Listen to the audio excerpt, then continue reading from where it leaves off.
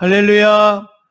네, 오늘 말씀을 통해서 광야로 가는 이유에 대해서 함께 말씀 나누기를 원합니다.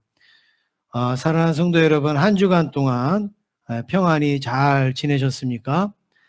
예, 영상으로만 뵙는 성도님들은 만난 지가 굉장히 오래되어지고 있습니다. 물론 성도님들은 저를 보시니까 별로 안 된 것 같지만 저는 얼굴을 못 보니까 굉장히 오래된 것 같습니다. 그래서 참 이렇게 보면 마치 해외에 나가서 향수병 걸린 것처럼 성도님들이 보고 싶고 그리워지고 또 만나고 싶고 그런 마음이 자꾸 드는 것 같습니다. 빨리 이 상황이 종료되어져서 마음껏 예배드릴 수 있기를 주님의 이름으로 축원합니다. 그럼에도 불구하고 우리 온라인에 또 열심으로 참여해 주시는 우리 성도님들 계셔서 제가 오늘 두 분에게 선물을 드리도록 하겠습니다. 다 열심히 참석하시겠지만 그래도 그냥 제가 이렇게 볼 때 그런 분들 중에서 두 분 제가 선물을 나중에 커피 교환권을 드리겠습니다. 정인숙 집사님, 또 우리 양창호 집사님, 이 두 분에게 선물을 드리겠습니다. 여러분, 오늘도 적극적으로 잘 참여하셔서 예배도 드리고 또 커피도 마시고 얼마나 좋습니까? 또 다음 주에도 드린다는 보장은 없습니다. 그런데 이제 몇 주 제가 봤을 때 좀 두 분 드려야 되겠다 싶어서 그렇게 했습니다. 일단 종료주의라고 하면 기쁘잖아요. 그리고 신나잖아요. 막 호산나 호산나 그렇게 말하지 않습니까? 그런데 오늘 종료주일은 기쁨도 없고, 그렇죠? 신나지도 않고 뭔가가 조금 좀 답답하고 조용하고 그리고 침울할 정도 아니겠습니까? 어찌 보면 종료주일이 정말 이런 분위기가 맞는 것 같아요. 우리가 알고 있는 분위기, 막 종려나무까지 흔들고 호산나 외쳤던 그 분위기는 어떻게 알면 우리가 약간 좀 잘못 알고 있는, 어떻게 보면 잘못 지금 인식되어지고 있는 분위기. 정말 종료주일은 오늘 이런 분위기가 더 맞다라고 여겨지게 됩니다. 왜냐하면 예수님 당시에, 예수님이 예루살렘에 입성하실 때 그 당시의 상황은 로마의 압제를 받고 있던 상황이란 말이죠. 로마의 지배를 받고 있던 상황이란 말이죠. 나라가 로마의 지배를 받고 있는데 여러분 거기에 무슨 희망이 있겠어요? 거기에 무슨 의욕이 있겠어요? 무슨 재미가 있겠습니까? 그런 가운데서 예수님이 예루살렘에 입성하셨단 말이죠. 오늘 우리들이랑 어쩌면 더 분위기가 더 맞는다라고 말씀드릴 수가 있습니다. 예수님은 인류를 구원하기 위해서 이 땅에 오시고 예루살렘에 들어가시는데 그 이스라엘 백성들, 소망 없던 사람들, 희망 없던 사람들이 그 예수님에게 기대를 가진 거예요. 예수님에게 비전을 가졌다라는 말입니다.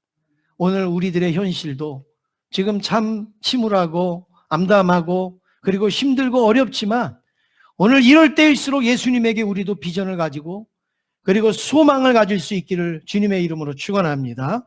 우리 옆에 있는 분하고 인사하시겠습니다. 예수 안에 생명이 있습니다. 인사하겠습니다. 예수 안에 구원이 있습니다. 예, 정말 그렇습니다. 오늘 본문의 말씀은 종료주일과 직접적으로는 관련이 없는 말씀입니다. 호산나 호산나 외치는 그 장면하고는 직접적으로는 관련이 없는 말씀이지만 종료주의를 이해하는 데 있어서 많은 도움을 주고 참고할 수 있는 말씀이 오늘 본문의 내용이라고 할 수가 있습니다. 예수님이 예루살렘에 입성하실 당시 사람들은 광야로 몰려나갔어요. 예수님이 활동하는 당시에 사람들은 이상하게 광야로 그리고 광야로 자꾸 나갔습니다. 예수님은 이 백성들에게 너희들은 왜 광야로 나가느냐? 왜 광야로 나갔었느냐? 예수님이 묻는 거예요. 광야로 나간 이유가 뭐냐? 광야로 왜 나갔었느냐? 물으십니다. 바로 이 예수님이 예루살렘에 입성하실 때에 그 백성들에게 묻고 싶은 말씀을 오늘 이 본문에서 백성들에게 묻고 계시고, 오늘 아마 저와 여러분에게도 이 똑같은 질문을 하실 거예요. 너희들이 왜 광야에 나갔느냐? 조금 바꾸면 어떻게 될까요? 너희들은 왜 교회에 왔느냐? 너희들은 왜 예배를 드리러 왔느냐? 너희들은 왜 예수를 믿느냐? 너희들은 왜 주의 일을 하느냐? 뭐 이렇게 확대해서 해석을 할 수가 있겠지요. 오늘 이 예수님의 물음을 통해서 우리가 나가는 광야의 의미, 이스라엘 백성들이 광야에 왜 나갔는가? 다시 한번 우리가 살펴보기를 원합니다. 첫 번째는 백성들이 광야로 간 이유를 살펴보기를 원합니다. 세례 요한은 예수님의 길을 예비하기 위하여서 예수님보다 6개월 먼저 오셨다, 이렇게 알려지고 있습니다. 예수님이 태어나시기 6개월 전에 세례 요한이 오셨다. 그리고 그 세례 요한의 사명은 무엇이냐? 예수님의 길을 예비해라. 예수님의 그 길을 준비해라. 예수님의 그 길을 예비해라. 이게 세례 요한의 사명이었다라는 거예요. 그래서 세례 요한은 정말로 예수님 앞에 그 길을 닦아 놓는 거죠. 예수님 앞에 그 길을 놓는 거죠. 정말로 예수님의 그 가는 길을 준비를 싹 하는 거예요. 그 준비가 뭐예요? 도로를 닦는 것도 아니고 길을 청소하는 것도 아니고, 강팍하였던 이스라엘 백성들의 심령, 또 믿음이 떨어진 이스라엘 백성들에게 믿음을 끌어올리고 하나님을 앙망하게 하고 갈망하게 하는 그 일을 세례 요한이 하고 있었던 것이죠. 그래서 열려진 마음으로, 그리고 회복된 심령으로 주님을 만나게 되고 또 주님을 맞이하게 되도록 세례 요한이 그런 일을 했단 말입니다. 그런데 세례 요한은 정말 자기 사명을 잘 감당했어요. 교만하지도 않고 자기를 드러내지도 않고 너무나도 겸손하게 자기의 사명을 묵묵히 잘 감당을 하면서 광야에서 하나님의 말씀을 외쳤단 말이에요. 세례 요한이 광야에서 한 일은 크게 두 가지입니다. 하나는 회개하라. 강팍한 이스라엘 백성들의 그 심령을 하나님의 말씀으로 쪼개는 그 일을 했고, 또 하나는 많은 사람들에게 세례를 베푼 거예요. 하나님께로 돌아오라고 하나님의 백성으로 인치면서 많은 백성들에게 세례를 베풀었습니다. 그래서 이스라엘 백성들이 하나님에게서 떠났던 마음들이 돌아오고, 하나님을 몰랐던 마음들이 돌아오고, 또 죄를 짓고 강팍했던 심령들이 많이 돌아오게 되어졌어요. 그래서 사람들은 세례 요한을 보려고 광야로 나가는 거예요. 광야로 나가서 세례 요한에게 세례도 받고, 그리고 말씀도 듣고 회개도 했다라는 것이죠. 그런데 세례 요한이 옥에 갇히게 됩니다. 헤롯에게 찍혀서 옥에 갇히게 됩니다. 옥에 갇혀 있을 때 세례 요한은 자기의 제자들을 불러서 예수님에게 보냅니다. 너희들은 예수에게로 가라. 예수님에게로 가라. 이렇게 예수님에게로 보냅니다. 그래서 그 세례 요한의 명령을 받은 제자들이 예수님에게 오는 장면이 오늘 본문이고, 그들에게 말씀하신 내용이 오늘 본문의 내용입니다. 이들이 예수님에게 와서 이렇게 질문을 합니다. 우리 3절 같이 읽어보시겠습니다. 3절입니다. 시작. 예수께서 여짜오되 오실 그이가 당신이오니까 우리가 다른 일을 기다리오리까. 이들이 뭐라고 질문합니까? 예수께 여짜오되 오실 그이가 당신입니까? 아니면 다른 분을 우리가 기다려야 됩니까? 이 질문을 받으신 예수님께서 요한의 제자들을 떠나보내신 다음에 예수님은 거기에 있는 많은 무리들에게 이런 질문을 하십니다. 7절 말씀 같이 읽겠습니다. 7절입니다. 시작.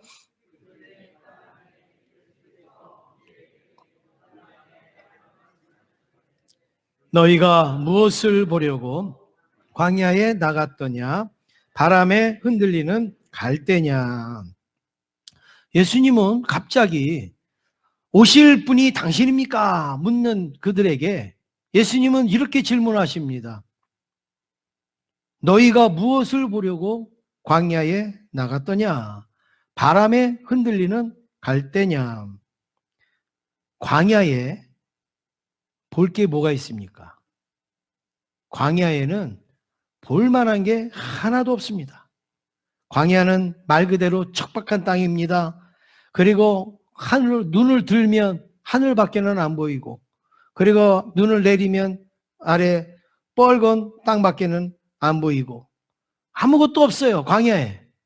그런데 무슨 광야에 뭘 보려고 이들이 나갔냐는 말이에요. 광야에 아무것도 볼 게 없는데 거기 뭘 보려고 그들이 나갔느냐? 여러분, 정말 멋있는 걸 보려면 어디를 가야 될까요? 높은 산이 있고, 그리고 푸른 나무가 있고, 그리고 맑은 물이 흐르고, 여러분 이런 데를 가야지 볼 게 있지 않겠습니까? 근데 광야에 가서 뭘 보겠어요? 나무를 보겠어요? 무슨 산을 보겠어요? 하늘을 보겠어요? 바다를, 물을 보겠어요? 꽃을 보겠어요? 뭘 보겠어요? 아무것도 볼 수 없습니다. 그러니까 광야에 나가는 사람은 뭘 보려고 나가는 게 아니에요. 뭘 보려면 아름다운 산에 가야죠. 아름다운 자연으로 가야지 뭘 보지요. 광야에 가는 사람은 아름다운 것을 보려고 가는 사람들이 아니에요.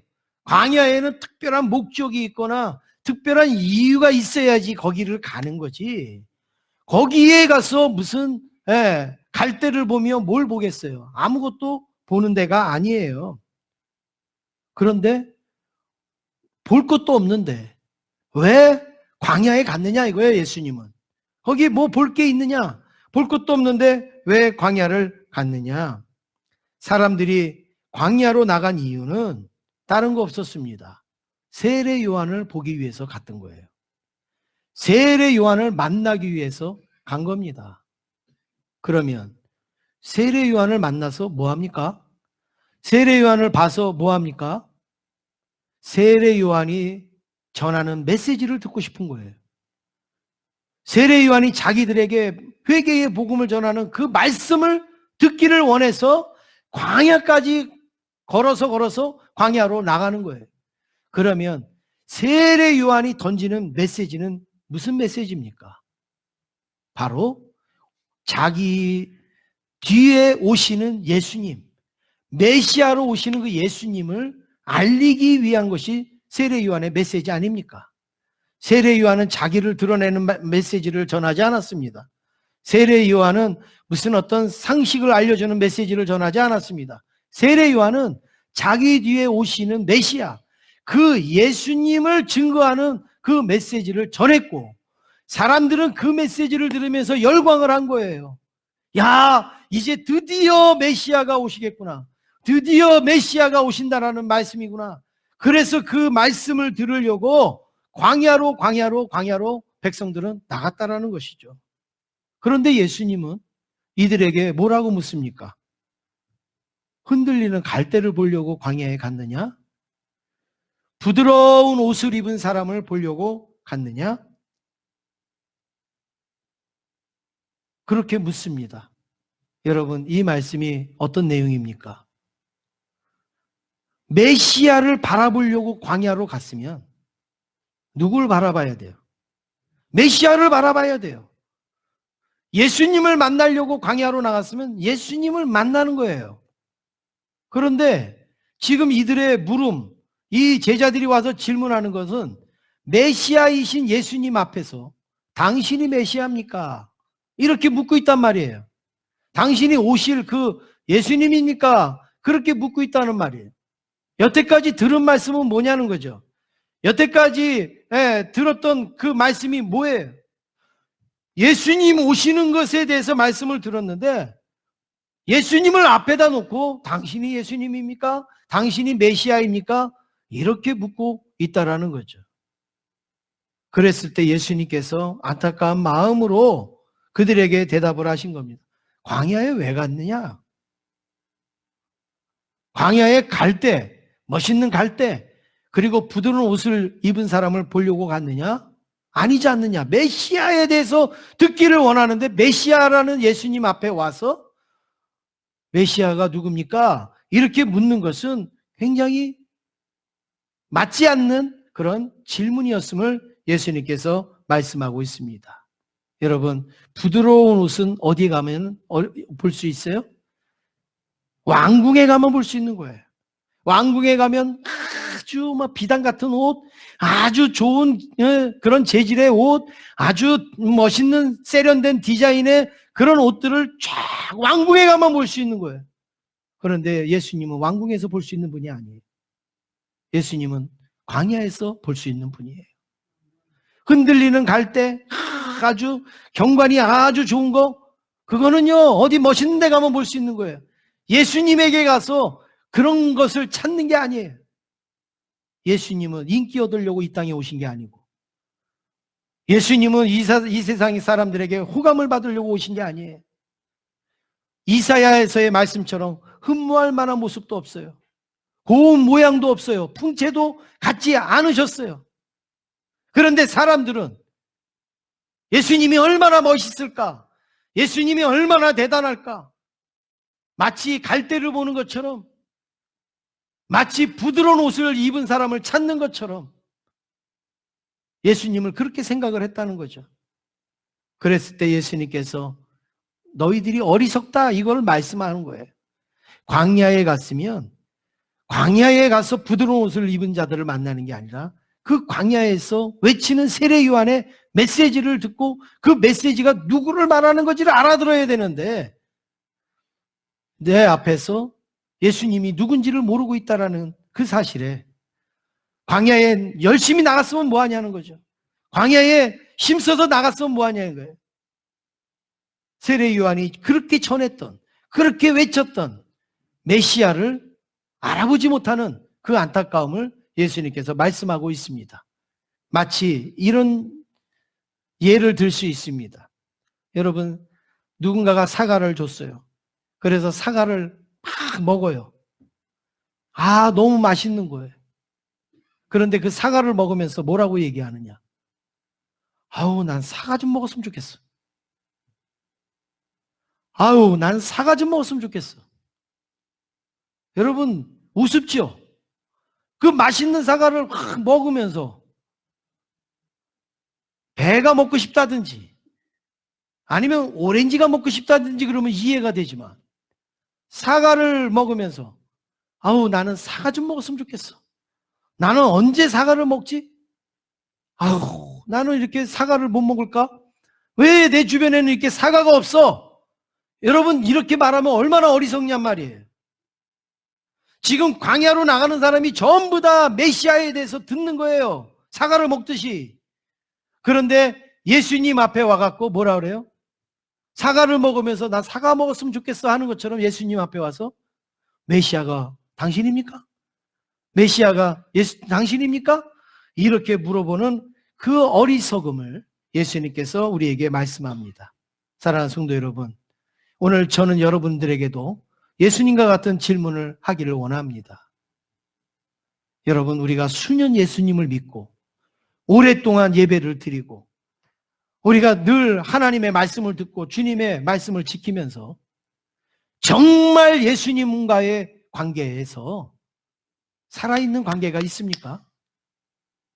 나는 너로 더불어 먹고 너는 나로 더불어 먹는다라는 그 예수님의 말씀이 정말 우리의 삶 속에서 이루어지냔 말이에요.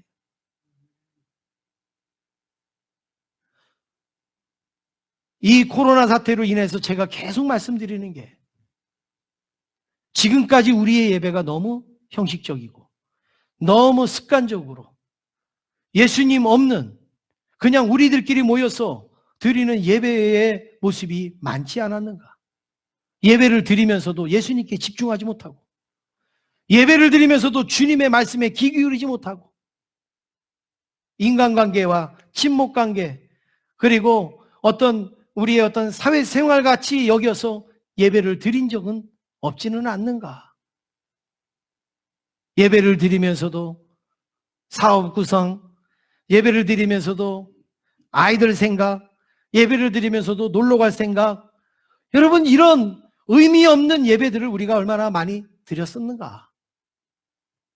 오늘 종료주의를 맞이하여서 우리가 예배에 예수님을 만나면 우리는 되는데, 예수님이 아닌 다른 곳에 만족을 느끼고 다른 곳에 의미를 두는 우리의 신앙은 아닌가? 저와 여러분들이 깊이 돌아볼 수 있는 시간이 되기를 간절히 원합니다. 오늘 예수님이 와서 물어보시면 어떻게 하시겠어요? 너희들은 왜 교회에 왔느냐? 너희들은 왜 예배 드리냐? 너희들은 무엇 때문에 나한테 나오느냐? 정말 예수님을 만나는 것이냐? 아니면 예수님을 만나는 것처럼 보이는 것인가?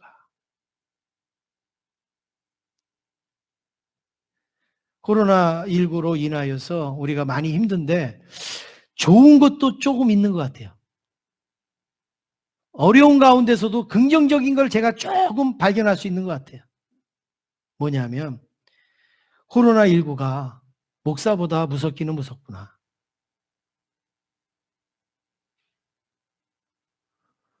그렇게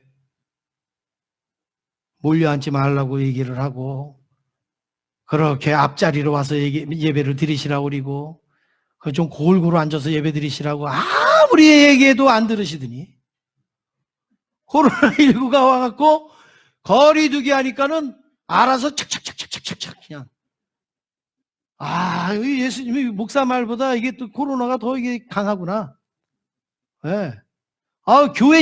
이 교회 앉는 자리가 정리가 되는 거예요, 지금. 나쁘지만, 그게 우리를 힘들게 하지만, 한번 좋게 생각해 볼 때, 여러분, 우리 하나님 앞에서 이런 코로나19로 왔을 때의 우리의 습관이나 우리의 생활을 고치지 말고, 하나님의 말씀이 들릴 때 고칠 수 있기를 간절히 원합니다. 하나님의 말씀이 나에게 와닿을 때 내가 적용하고 내가 움직이고 행동할 수 있기를 간절히 원합니다. 네. 마스크 쓰고 또 손소독제 바르시면서 이렇게 앉는 것보다 우리가 정말로 예배를 위하여서 또 남을 배려하고 또 새로 오시는 분들을 배려하는 마음에서 이렇게 우리가 예배를 드리고 그랬으면 얼마나 더 좋았겠는가. 두 번째로 예수님이 예루살렘에 간 이유가 있습니다. 오늘 종료주일로 예수님이 예루살렘에 들어가시는데 예루살렘에 들어가신 이유를 우리는 보게 됩니다. 어느 날 예수님이 제자들에게 너희는 저 동네에 가서 나귀 새끼를 끌고 와라. 나귀도 아니고 나귀 새끼예요.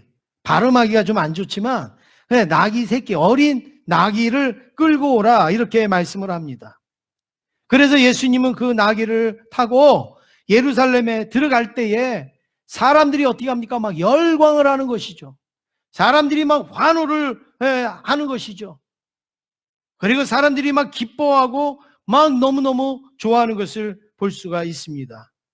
그런데 과연 예수님이 왜 예루살렘에 들어갔는가를 알아야죠. 왜 예루살렘에 나귀를 타고 들어가셨는가? 우리는 두 가지 정도 살펴볼 수 있습니다. 첫 번째는 왜 나귀 새끼인가? 왜 예수님은 말을 탈 수도 있고 마차를 탈 수도 있고 아니면 가마를 타고 그리고 들어갈 수도 있는데 왜 나귀 새끼를 타고 들어가셨는가? 스가랴서 9장 9절 우리 같이 읽어보시겠습니다. 시작. 시온에 따라 크게 기뻐할지어다. 예루살렘에 따라 즐거이 부를지어다. 보라, 내 왕이 내게 임하시나니 그는 공의로우시며 구원을 베푸시며 겸손하여서 나귀를 타시나니 나귀의 작은 것 곧 나귀 새끼니라. 아멘. 스가랴 선지자가 이미 몇백 년 전에 예언한 말씀이에요. 예수님은, 메시아는 나귀 새끼를 타고 예루살렘에 입성하실 것이다. 말을 타고 가는 게 아니다. 가마를 타고 들어가는 게 아니다. 나귀 새끼를 타고 입성을 하신다. 왜 나귀 새끼일까? 그 당시에 관습은 왕으로 성에 입성할 때 뭘 탑니까? 장군으로 개선문을 통과할 때 어떻게 갑니까? 명마를 타죠. 명마.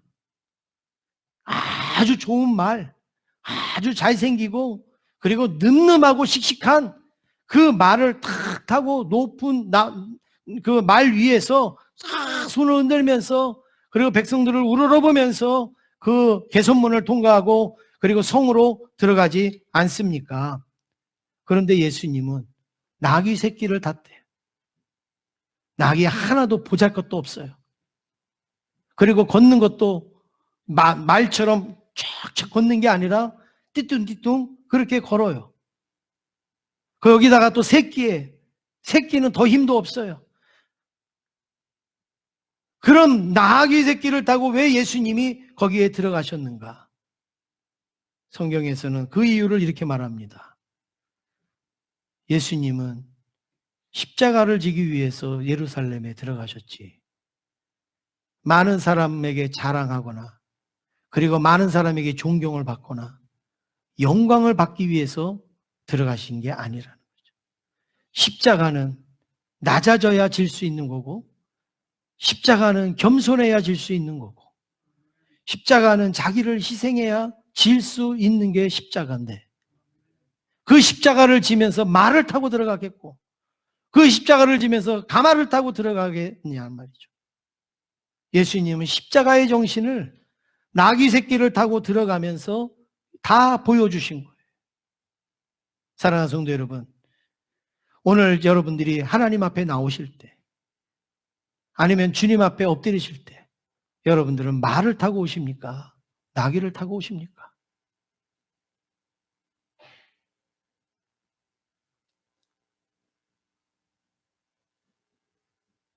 우리에게 진지하게 물어볼 필요가 있어요. 나는 말을 타고 교회에 떠벅떠벅떠벅 그리고 오는가? 아니면 나귀 새끼를 타고 예수님처럼 겸손함으로 나를 죽이기 위해서, 내가 낮아지기 위하여서 그리고 주님 앞에 나오시는가를 우리 스스로에게 물을 필요가 있단 말이죠. 두 번째로, 나귀 새끼의 주인은 누군가?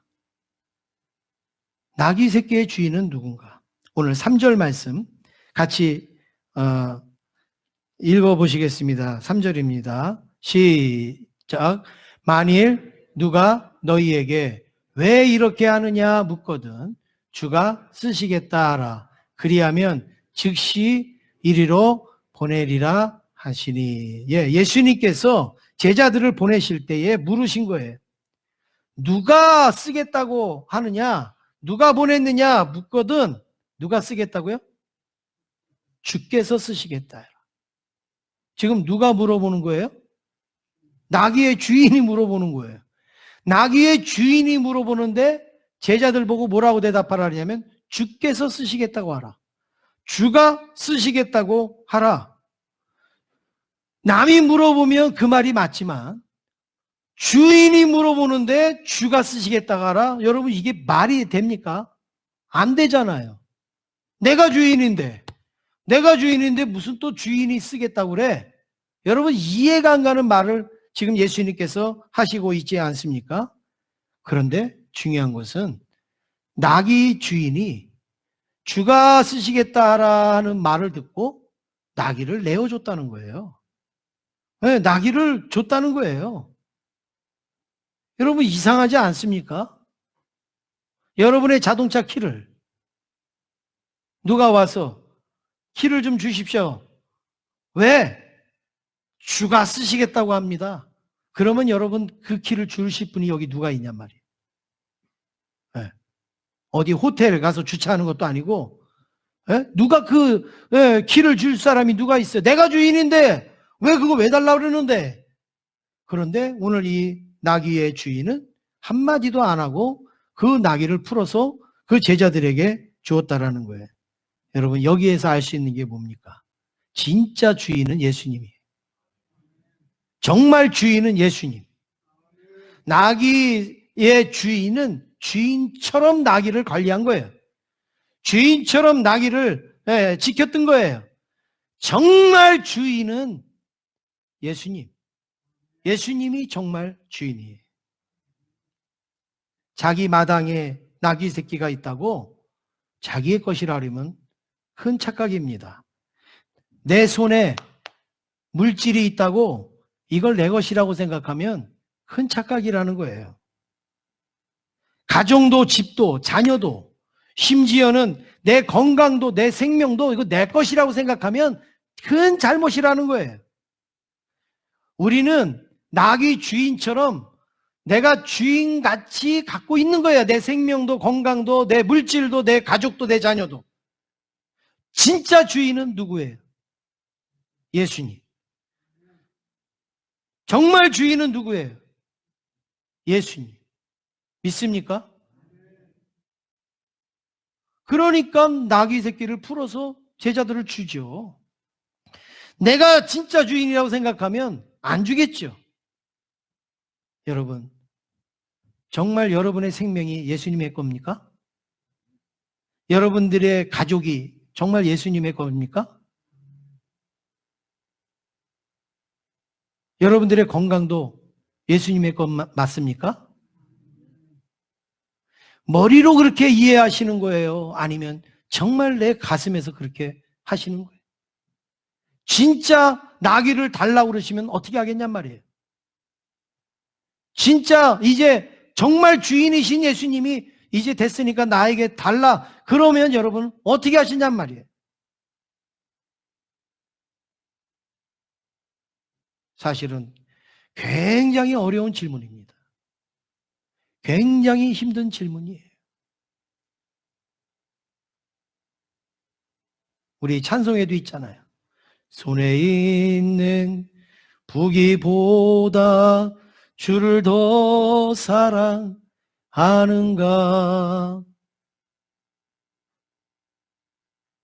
머리로는 되죠. 머리로는 인식이 되지만 정말 현실 속에서 하나님보다는 내가 내 자녀를 더 사랑하는 것 같고, 하나님보다는 내 건강 내가 더 지킬 것 같고, 하나님보다는 내가 나를 더 걱정하는 것처럼 생각이 들지 않습니까? 근데 다 착각이라는 거예요. 잘못 생각한다라는 거예요. 왜냐하면 진짜 주인은 예수님. 우리보다 내 생명을 주님은 더 생각하고 계시고, 나보다 우리 가정을 주님께서 더 아끼시고 살피고 계신다는 사실을 믿을 수 있기를 원합니다. 정말 주인이 달라고 하시면, 주님, 내가 지금까지 주님의 것을 내 것처럼 잘 지켜왔습니다. 이제는 주님 가져가십시오. 할 수 있는 저와 여러분 되기를 주님의 이름으로 축원합니다. 이제 예수님은 나귀를 타고 예루살렘에 입성을 하시면서 예루살렘 성을 보시더니 무슨 일을 하셨는가? 우셨다. 예루살렘 성을 보고 우셨다. 누가복음 19장 41절 같이 한번 읽어보겠습니다. 우리 화면에 있습니다. 같이 읽겠습니다. 시작. 누가복음 19장 41절. 가까이 오사. 없어요? 네, 제가 읽어드리겠습니다. 누가복음 19장 41절에 보면 가까이 오사 성을 보시고 우시며, 예수님이 예루살렘 성에 가까이 오시면서 성을 보시면서 뭐 하셨다고요? 우셨다. 성을 보면서 우셨다. 예수님이 흘리신 눈물의 의미가 무엇입니까? 왜 울었겠어요? 왜 우셨겠어요? 아파서 그렇게 눈물을 흘리셨겠어요? 아이고, 내가 예루살렘까지 오는데 저 나귀를 타고 오는데 얼마나 엉덩이가 아프든지 힘들어서 우셨겠어요? 그리고 땡볕에 오시니까 괴로워서 우셨겠어요? 그렇게 눈물을 흘리셨겠습니까? 그렇지 않습니다. 예수님의 눈물은 안타까움의 눈물입니다. 예루살렘 성 안에 있는 백성들의 모습을 보면서 안타까움의 눈물. 그들을 볼 때 소망이 없는 그들을 볼 때 안타까웠고, 비전이 없는 백성들을 보면서 안타까우셨고, 죽어가는 백성들을 보면서 안타까웠고, 구원이 없는 그들을 바라보시면서 예수님은 안타까우신 거예요. 그래서 눈물을 흘렸다는 말입니다. 종려주일에 오늘 저와 여러분도 예수님의 눈물을 기억할 수 있기를 원합니다. 지금 코로나19 바이러스로 인하여 우리의 생명과 건강과 삶의 많은 부분들이 다 망가지고 있지 않습니까? 정말 경제가 망가지고, 그리고 우리의 어떤 삶이, 건강이 전부 망가지고, 또 우리의 예배도 망가지고, 우리의 신앙도, 학교 생활도, 가정 생활도, 모든 것이 지금 다 망가지고 있지 않습니까? 제가 구체적인 통계는 말씀드리지 않겠습니다. 너무나 뉴스에서, 너무나 보도를 통해서 여러분들은 많이 들으시니까 뭐 구체적으로 누가 몇 명이 죽었는지, 몇 명이 확진자인지 제가 그거는 말씀을 안 드려도 여러분 엄청난 지금 이 사건이라는 걸 아시지 않습니까? 경제적으로 이렇게 말합니다. IMF 때보다도 훨씬 더 어렵다. 그 다음에 상황적으로 볼 때 2차 세계대전보다 더 어렵다. 2차 세계대전 때 죽은 사람들, 2차 세계대전 때의 그 어려운 그거보다도 지금이 더 어렵다. 그리고 여기서 끝난 게 아니라 얼마나 더 어려워질지도 모른다라는 그런 심각성을 말하고 있지 않습니까? 학교는 개학도 못하고 개강도 못하고, 교회에서도 온전히 예배를 드리지 못하고 있습니다. 여러분 그렇지 않습니까? 저녁 예배도 못 드리고, 일부 예배도 못 드리고, 수요 예배, 사랑방 예배, 금요기도회 아무것도 못해요. 또 주일학교, 아동부, 학생부, 유아부 아무것도 지금 못하고 있지 않습니까? 그저 그냥 그나마 할 수 있는 게 TV 앞에서 온라인으로 잠깐 예배 드리는 거. 그것도 온전히 예배 드리면 감사하겠지만, 들어놓고 왔다 갔다 하면서, 들어놓고 뭐 다른 거 하면서 예배 드리는 분도 있을 것이고,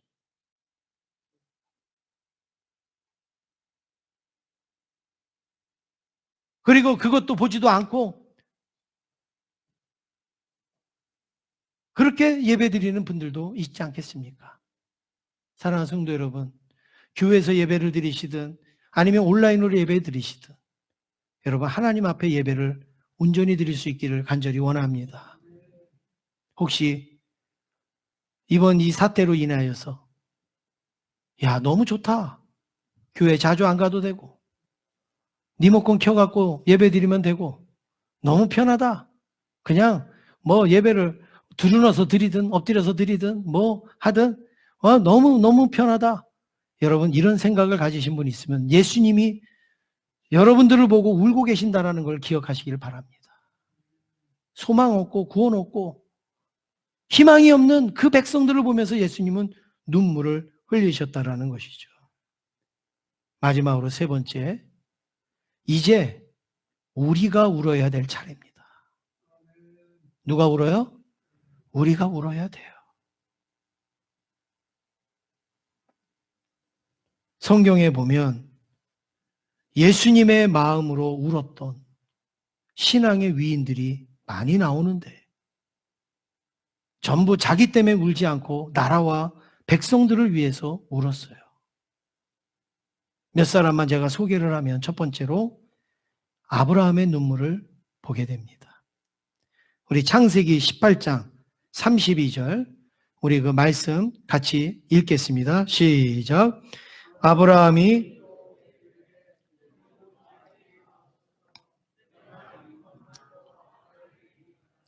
거기서 신명을 찾으면 어찌하려 하시나이까? 이르시되 내가 신명으로 말미암아 멸하지 아니하리라. 네, 소돔과 고모라 성을 하나님이 멸망한다고 했을 때 아브라함이 너무나도 마음이 아팠어요.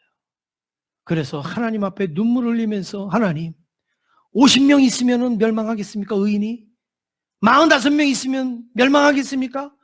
깎아갖고 10명까지 가서 하나님 의인이 10명이 있어도 그 소돔과 고모라 성을 멸망하시겠습니까? 아브라함이 얼마나 눈물을 흘리면서 하나님 앞에 매달리며 기도를 했습니까? 두 번째로 모세의 눈물을 볼 수가 있습니다. 민수기 14장 19절 말씀을 같이 읽어보겠습니다. 시작.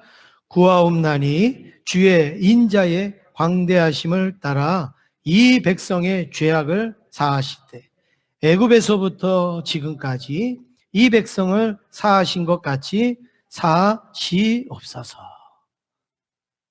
이스라엘 백성들은 광야 생활을 하면서 순간순간 모세를 원망했고 모세를 미워했고 때로는 모세를 몰아낼 생각까지도 했던 사람들이 이스라엘 백성들이. 근데 그때마다 하나님은 연병이 걸리게 한다든지 아니면 지진이 나게 한다든지 여러 가지로 하나님은 징계하시고 채찍을 하실 때 고통당하는 그 백성들을 보면서 모세가 하나님 뭔 때를 보여주세요. 버릇을 좀 고쳐주세요. 그렇게 기도하지 않고 하나님 앞에 눈물로 엎드려서 하나님 저들의 죄를 사하여 주시옵소서. 저들의 죄를 용서하여 주시옵소서. 백성들을 끌어안고 모세는 눈물로 기도했습니다. 멋있는 지도자잖아요. 세 번째로 느헤미야의 눈물을 볼 수가 있습니다. 느헤미야서 1장 4절 말씀을 같이 읽어보시겠습니다. 시작. 내가 이 말을 듣고 앉아서 울고 수일 동안 슬퍼하며 하늘의 하나님 앞에 금식하며 기도하여. 예. 바벨론의 포로로 잡혀간 느헤미야. 맨날 누가 어디 갔다 오면 우리 예루살렘의 성은 어떻게 됐습니까? 예루살렘은 지금 상황이 어떻습니까? 물어보는 게 일이에요. 그런데 사람들이 뭐라고 얘기하냐? 예루살렘 성 불탔어요. 예루살렘 성 무너졌어요. 형편없어요. 그 소식을 들을 때 이 느헤미야가 수일 동안 앉아서 울었다. 수일 동안 앉아서 울었다.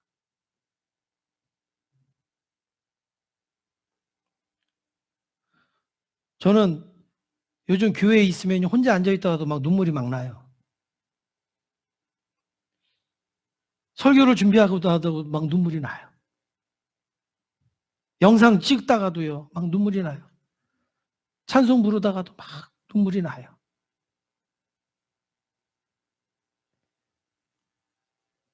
이렇게 아름다운 성전, 은혜로운 성전 주셨는데 마음껏 예배도 못 드리고 봉사도 못하고 일도 못하는 이 현실을 볼 때 여러분 눈물 안 납니까?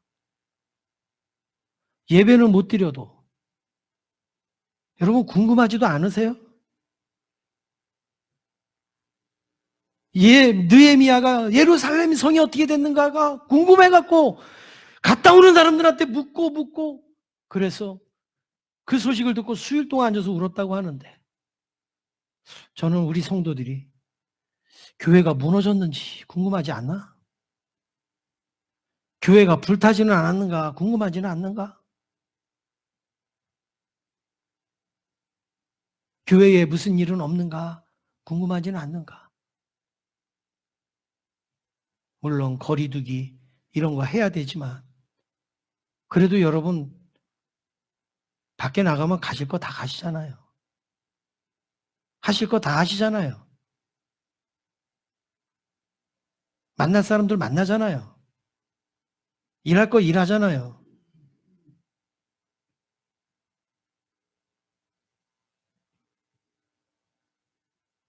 그래도 예배를 못 드리다 보니까 가끔 교회에 오셔서 혼자 기도하시는 분들도 계시더라고요. 그거는 할 수 있잖아요.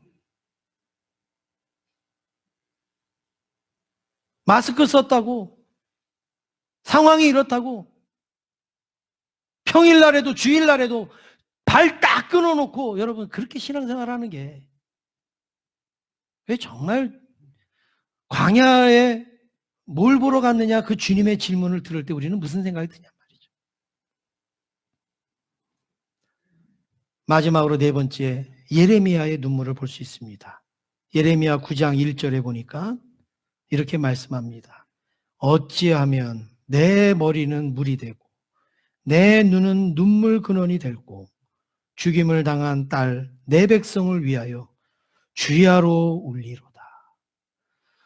이 예레미야는 죽임을 당하는 이 백성들을 보면서 주야로 눈물을 흘렸다 말하고 있습니다. 사랑하는 성도 여러분, 나라나 백성들이 죄를 짓거나 징계를 당하거나 고난을 당할 때 예수님은 성을 바라보시면서 우셨어요. 아브라함도 모세도 느헤미야도 예레미야도 그 상황을 보면서 눈물을 흘리고 우셨어요. 오늘 저와 여러분도 전 세계적으로 닥친 이 상황, 우리나라에 닥친 이 현실을 바라보면서 우리도 울어야 되지 않겠습니까?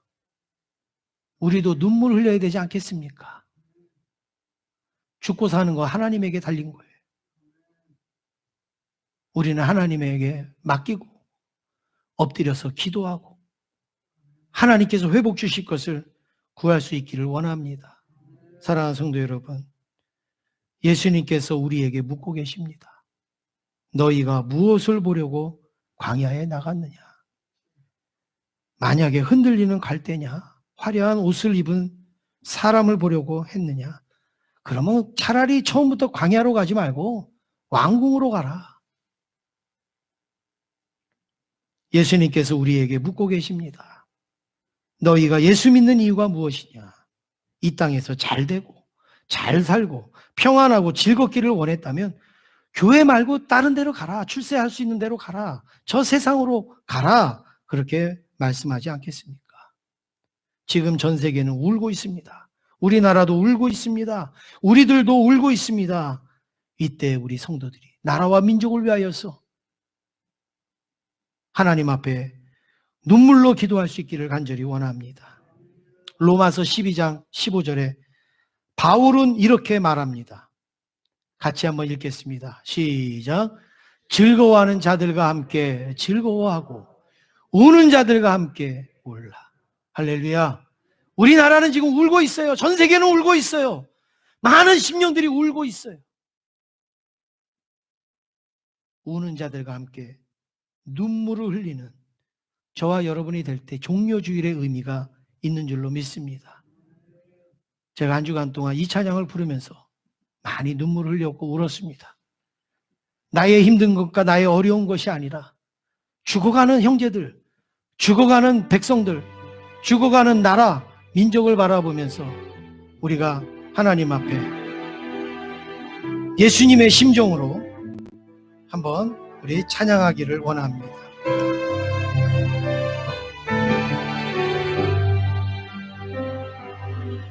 저 죽어가는 내 형제에게 생명을 주소서. 그 감의 권세에 매여 내일을 빼앗긴 저들에게 저 소망 없는 텅 빈 가슴에 새날을 주소서. 고통의 멍에에 매여 신음하고 있는 저들에게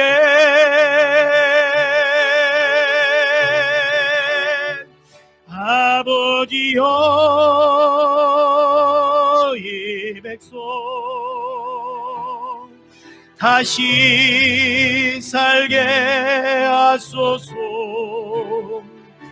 묶였던 자 자유케 되는